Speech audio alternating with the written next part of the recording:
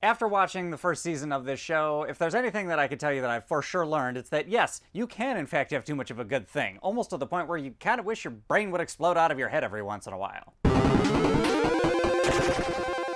What's up, everybody? How's it going? How's everyone doing today? Welcome back. And for today's video, we're talking about the very first season of Hero Mask. And I mostly watched it because the second season is coming out very soon. And jumping off of that idea, you would think that after watching a season of this, I should be excited to watch the second season, right? But in all reality, after watching this first part, it felt a lot more like I was cramming for a test that I'm supposed to take tomorrow, and I don't think TV shows should be constructed that way. But don't get me wrong, shows that make you think are usually a good thing, but at the same time, the TV show also has to entertain you. And if you are trying feverishly to keep track of all the little storylines and every little character that's coming in, it kind of takes away from the entertainment of it. Because if a show isn't paced properly, then it stops being fun and then it turns into a homework assignment. And I want to tell you guys the basic plot of the show, but it's really hard to narrow it down because the show focuses on a bajillion different things. And I also don't want to spoil anything in case people are interested in watching the show, so I guess I can tell you that the show does take place in the near future, and it mostly revolves around a police officer that's trying to unravel this mystery that has a lot of corporate tie-ins. And with those corporate tie-ins, there's also some like biological experiments going on, and there's a whole conspiracy factor to it. There's a whole lot of stuff going on. And it's really hard to tell because of the way the show like shifts its focus every once in a while. Because when I tell you guys that the main police officer is essentially the main character, that's kind of a relative term because I'm pretty sure there's at least 1, 2, maybe as many as 3 whole episodes where you don't see him at all. But to be fair, his name is incredibly dope. Like, his name is James Blood. Like, how awesome is that? And I also really liked his character, just in general. But yeah, off the top of my head, I could probably name 20 different characters that show up, which I wouldn't have a problem with if it was done in a particular way. Like in Game of Thrones, they did really throw a lot of characters at you all at once in the very first season. But the way that show was paced in the beginning, it gave you a lot more time to kind of figure out who was who. And also, it was a lot easier because people were separated by families, so that kind of helped a little bit. But with this show, there's so many ins and outs with what character is implied to be whom. It's just, it's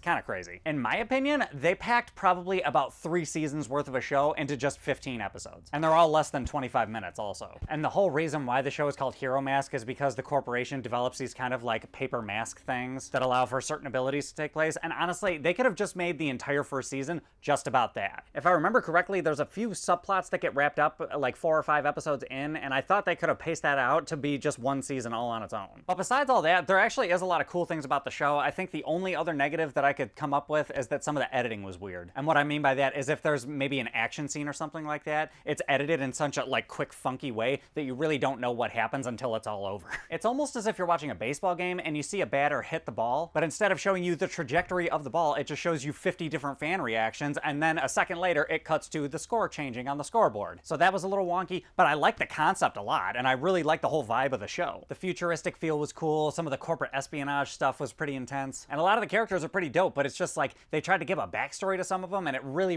didn't add anything. And the design of everything was pretty basic, but I still liked it. I thought the animation was alright. Although, I have to imagine that this show's rewatchability is probably off the charts because there's so much going on. I'm guessing if I watched this first season again, I would probably get a lot more out of it, but as it stands, it just felt like I was just cramming for a test. So overall, I think for a score out of 10, I think I'm gonna give it a 5.0, and I'm just gonna be completely neutral about it. I'm still gonna watch season 2 just because I like the idea of the show, and also because it's just now coming out, and I didn't put all this time and effort into this particular video for nothing. But if that second season doesn't hook me, I might have to say goodbye to this show. But anyway, guys, those are my thoughts. What are you guys' thoughts? Have you seen this first season? Do you want to watch the second season? Hop in the comments, let me know what's up. Other than that, as usual, if you like this video, give me a like, subscribe, share, hit the bell, do all that other YouTube-y type of shit, and I will catch you guys next time.